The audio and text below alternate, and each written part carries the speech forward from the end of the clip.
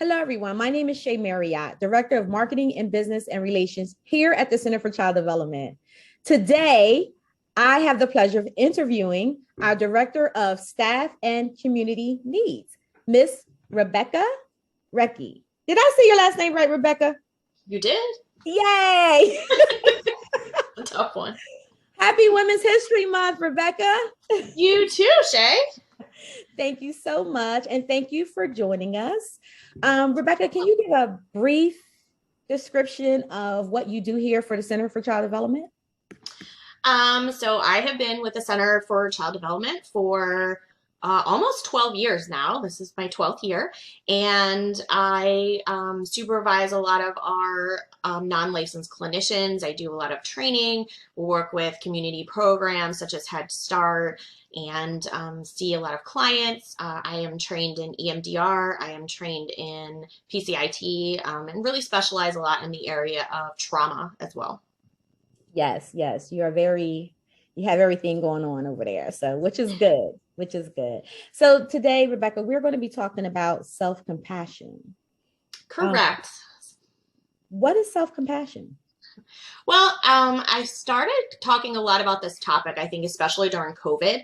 I think it's really important for our clients beyond that. But one of the things I was noticing was that in the shifts of managing everything that was going on with regards to COVID and also managing the shift back to real life from COVID, there's a lot of struggles that have been had. But even a lot of clients that we work with here at CCD with anxiety or depression have a lot of issues sometimes with self-compassion, with negative thinking patterns within themselves, with perfectionism and the idea of having to have everything be perfect or having to have themselves be perfect. And so working in the area of self-compassion sometimes is really helpful in moving clients outside of those ideas to living a more balanced and healthy lifestyle.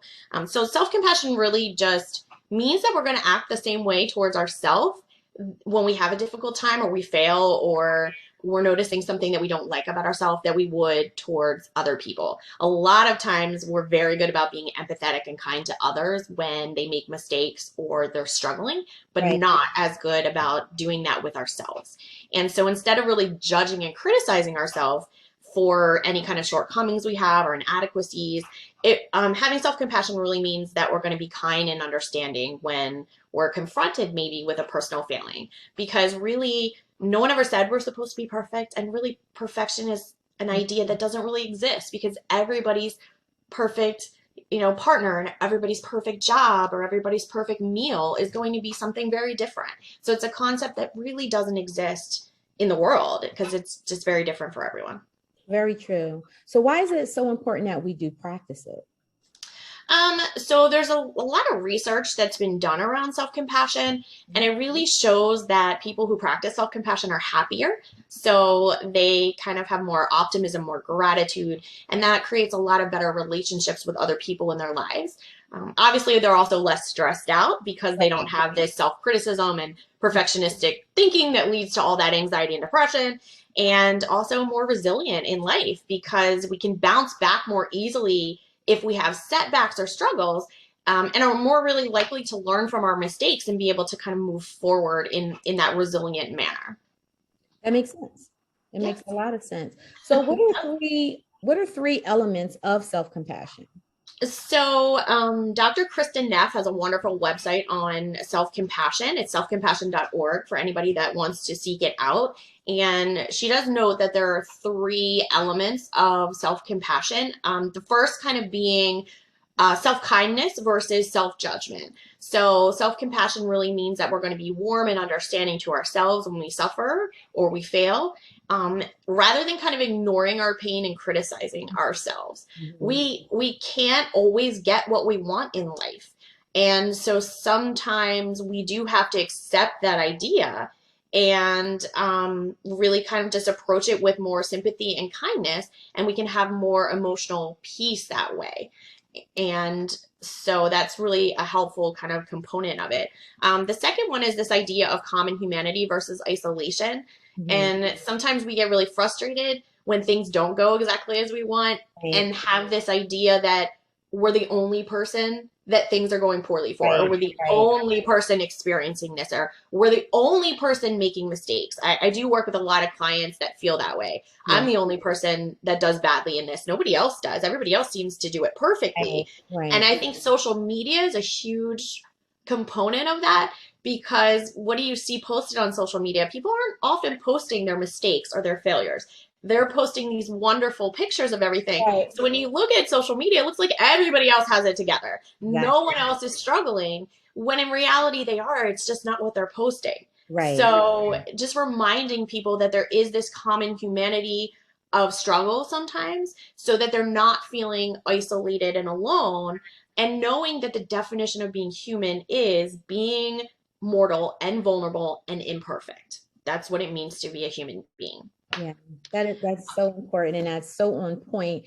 So we have an idea of what self-compassion is, but what is self-compassion not? Okay. Well, there's one more tenant, just to tell you. Oh, There's that's right. my You there's did a say three. I'm I sorry. did say three. It's okay, because I know I chat a lot and start talking, and it can be a lot. But the last one is just like that's mindfulness piece and over identification. Okay. We want to really take a balanced approach to our negative emotions, so we're not ignoring them, but we're also not exaggerating them. Nice. And that does lead into what you just asked, which what is it not? If we tend to exaggerate these negative things, then we get into this area of self-pity. And a lot of times people are concerned with having things like self-compassion or self-care, because they're worried that it gets into this area of self-pity. Well, if I'm too kind to myself, then that means that, I'm being too much into my own problems, and, not focused on everybody else. And that's really not true. We can't be kind and compassionate about things that we're not recognizing that we're feeling, but we don't want to get into it so far that we're just wallowing in it and we're sort of exaggerating the problem or the issue. We want to recognize that what we're going through is hard. There's other people going through hard things as well. And what can we do to sort of move forward? I almost think about this in terms of like with COVID, the slogan was, we're all in this together. And I Right, think right. that is that idea that we want to have, is that everybody is struggling from something. It doesn't mean that my personal struggles are less valid, but it means that we all have things that we need to work on together. And having that mindset is a much healthier mindset than just worrying about what you have and the only thing that's going on for you. It's also not self-indulgent. So to be kind to yourself doesn't necessarily mean I'm having a bad day, so I'm going to watch TV all day and eat a whole pint of ice cream. Right. That's kind of self-indulgence, right? But it might mean I am going to watch one of my favorite TV shows, and then I'm going to go out and take a walk because I know that I'm struggling today, and I know that that's going to really help me. So it's about having positive habits that are really going to help you to feel better, rather than indulging in sort of negative behaviors, which is more of that self-indulgence area.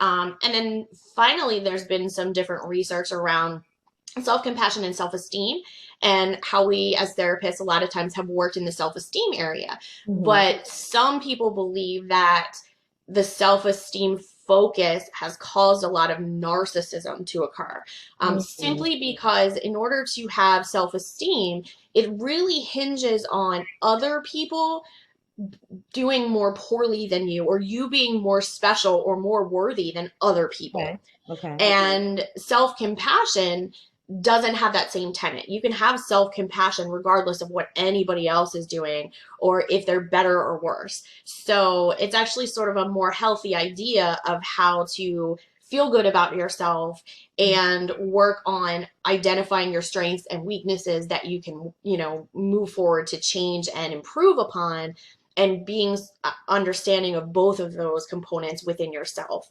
And it doesn't matter what anybody else is doing. So you don't have to worry about being more special or being better than anybody else to feel good. Nice, nice. This is very informative. Um, so how can people increase their self-compassion?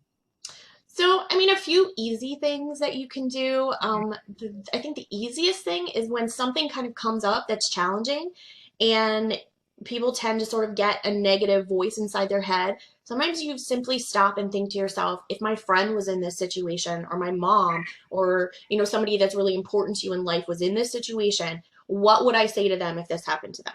And a lot of times what you'll find is your words are more kind to them than they were to yourself. And so if you spoke to your friend like that, you need to speak to yourself like that. So it's really about looking at your internal voice and saying, would I say that to somebody else? Would I be that nasty or that unkind or that criticizing? And chances are you probably won't be. So kind of making those two things mesh together a little bit better, and having those words for yourself. Sometimes journaling, a lot of like mindfulness practices and journaling really help with that. There's some things called taking a self-compassion break, which is if there's a stressful situation happening, you're just going to kind of take a second and pause and think about that situation and how it's making you feel. And you're just going to kind of say to yourself, this is a moment of suffering. Suffering is a part of life. Right. And then may I be kind to myself, or something like, may I forgive myself, or may I be patient with myself. And so you're giving yourself those encouraging, compassionate words to work through the problem or the issue that you're experiencing. Yes. So those are some easy things you can do. The website that I talked about earlier, selfcompassion.org, does have a lot of also exercises that you can print out. It has meditations that you can do. So it's a really good resource for anybody that's looking to actually have tips or tools in practicing self-compassion beyond this talk. And but mainly a huge one is changing your critical self-talk. So really noticing, and I know we work a lot with this with clients, noticing when that critical self-talk comes in, and how to create more balance and kind phrases and tones and words for ourselves, so that we're not kind of taking that negative or unrealistic view of how we should be in the world. Yes. Love it. Thank you, Rebecca. You're always informative. So everybody have some self-compassion for yourself. Please. Yeah. Please. Super important, especially during COVID. A lot of people, I think, are struggling to transition back into the normal, and not recognizing that that was also going to be hard too, because we've been out of the normal for so long. So having compassion for yourself to sometimes have struggles, and that it might be challenging or difficult, and that you may need to put some extra things in there to help yourself with those transitions back. Yes. Thank you so much. Now I have some fun questions for you before we end this. We've talked about self-compassion, but in a perfect world, Rebecca, how would people communicate? Ooh, that's a difficult one. In a perfect world, I think people would communicate with kindness and compassion towards each other, but also with listening. I think communication is a lot about listening and making sure that you understand what the other person's saying. So I think in a perfect world, we'd all use a lot of reflective listening and really making sure that we understand what we're hearing in order to respond back. I also think in a perfect world, we'd actually speak to each other, not so much through text, because texting can create, I guess, unknown sort of nuances or things that we're not really understanding what the tone is or what the person maybe meant. I mean, I guess emojis help, but sometimes you really don't know. And I think that we've gotten lost in communicating behind screens or behind closed doors, as opposed to actually communicating with each other face to face. Yes, absolutely. Absolutely. Okay. Last question. Okay. If there was one song that you could pick, every time you enter into a room, this song will play for you the rest of your life, what would that song be and why? Okay, so goodness, she did not give me any prep for these questions, guys. People could be shocked to know that I am a total rock girl. Okay. So that's the kind of music that I listen to. There is a Disturbed song that I absolutely love right now. Mhm. Um, that I'm blanking on the title of it, however, Okay. but it really talks about holding the people that you love. It's actually like a slow, calm song. But it talks about holding the people that you love and how people are never lost in our memories because that's how we keep them going. And so my family is extremely important to me, and keeping traditions and things alive in my family. My grandmother was a cook, and she taught me all about cooking meatballs and sauce, and Yeah, nice. so I teach that to my kids and make sure, she taught all her grandkids. So I feel like keeping traditions going and keeping memories going. Mhm. And the song really discusses the importance of that and how people are never really gone as long as we keep them in our memory. So I think it's called Hold On to Memories, actually. Hold on to memory. But Okay. so that's my song right now, is sort of the anthem of, okay, like, remember that these things are important, Yeah. remember that the memories of people that we love are important, and just moving forward in the world that way. Awesome. I love it. I love it. Okay. Thank you so much. If people would like to get in contact with you, how can they reach you? Everyone can reach me best through email. It's just my first name, Rebecca, at the Center for Child Development.com, or through the office, 302-292-1334.